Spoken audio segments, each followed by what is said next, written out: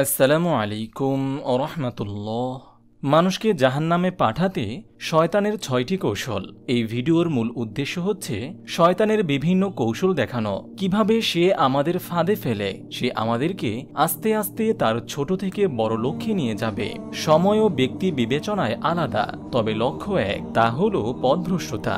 ইবনুল কাইয়ুম রহমতুল্লাহ আলিহির মতে শয়তান ৬টি কৌশল অবলম্বন করে মানুষকে ধ্বংস করার জন্য। তা হল নম্বর ১, কুফরি, শিরিক এবং শত্রুতা। আল্লাহর সাথে কাউকে শিরিক করা এবং আল্লাহ ও তার রসুলের সাথে শত্রুতা, এই তিনটি হচ্ছে শয়তানের জীবনের মূল উদ্দেশ্য।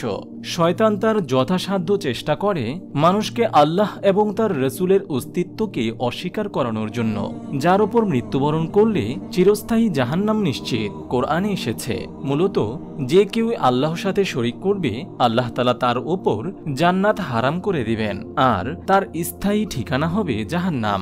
সূরা মাইদা আয়াত ৭২। নম্বর ২, বিদআত। প্রথম উদ্দেশ্যতে বিফল হলে সে লেগে পড়ে ইসলামের মধ্যে নতুন নতুন ইবাদতের মাধ্যম উদ্ভাবন করতে, যা আল্লাহ এবং তার রসুল আমাদের করতে বলেননি। শয়তান বেদায়াতকে পাপাচার এবং অবাধ্যতা থেকে বেশি পছন্দ করে, কারণ এগুলোকে ইবাদতের মধ্যে ঢুকিয়ে দিয়ে সে ইসলামের অনুশীলন এবং অনুসারী উভয়কে ক্ষতি করার চেষ্টা করে। রাসূল সাল্লাল্লাহু আলাইহি ওয়াসাল্লাম বলেন, সবচেয়ে খারাপ বিষয় হল ইসলামে নতুন ইবাদত পদ্ধতি উদ্ভাবন এবং যে এইসব বিষয় আমাদের ইসলামের মধ্যে ঢুকিয়ে দিল যা আমাদের মধ্যে বস্তুত নেই, তা প্রত্যাখ্যাত। নম্বর ৩, বড় গুনাহ। শয়তান মানবজাতিকে শিরিক, কুফুর, বেদায়াত এসব করাতে ব্যর্থ হলে বড় গুনাহ করানোর চেষ্টা করে। এক্ষেত্রে সে সবচেয়ে বেশি আগ্রহী হয় স্কলারদের টার্গেট করতে, কারণ তাকে বড় গুনাহে লিপ্ত করার মাধ্যমে তার অনুসারীদেরকে সহজেই পথভ্রষ্ট করা যায়।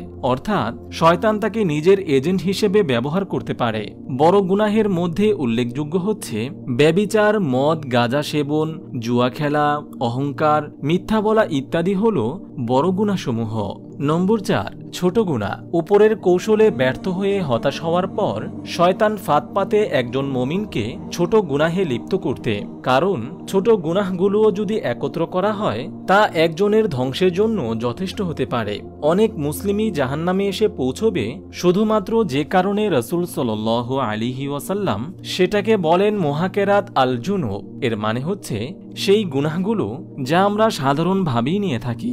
ছোট ছোট গুনাহ কিন্তু ইসলামে নিষিদ্ধ, আর এই জন্যই রাসূল সাল্লাল্লাহু আলাইহি ওয়াসাল্লাম ছোট গুনাহকে তুলনা করেছেন চিকন লাঠির সাথে, যা একত্র করা হলে বড় আগুন তৈরি করা সম্ভব।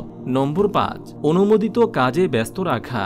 এই কৌশলে আমরা অনেক মুসলিমই হয়তো ফেঁসে যাই, যেখানে সওয়াব বা গুনাহ কিছুই নেই।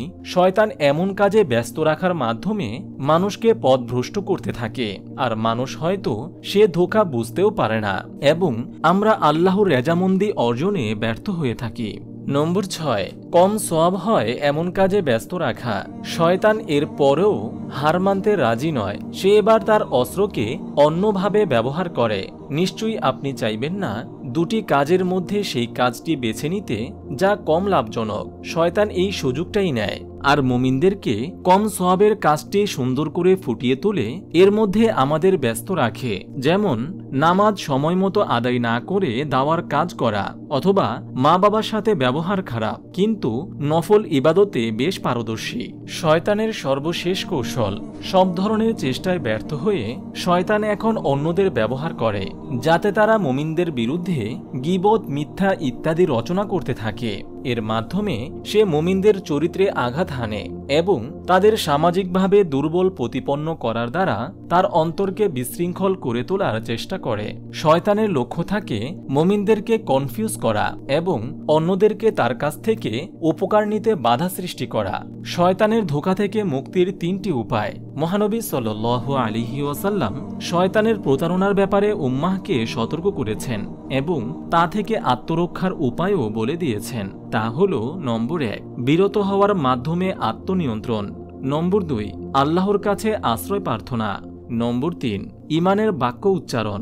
মুমিনের অন্তরে যখন শয়তান ইমান বিরোধী কোনো প্রবঞ্চনা প্রদান করতে চায়, তখন সে প্রথম এই বিষয়ে চিন্তাভাবনায় অগ্রসর হওয়া থেকে বিরত থাকবে। এরপর আল্লাহর কাছে আশ্রয় চাইবে এবং ইমানের বাক্য উচ্চারণ করে ইমান তরতাজা করে নেবে। 3টি পদ্ধতির রহস্য।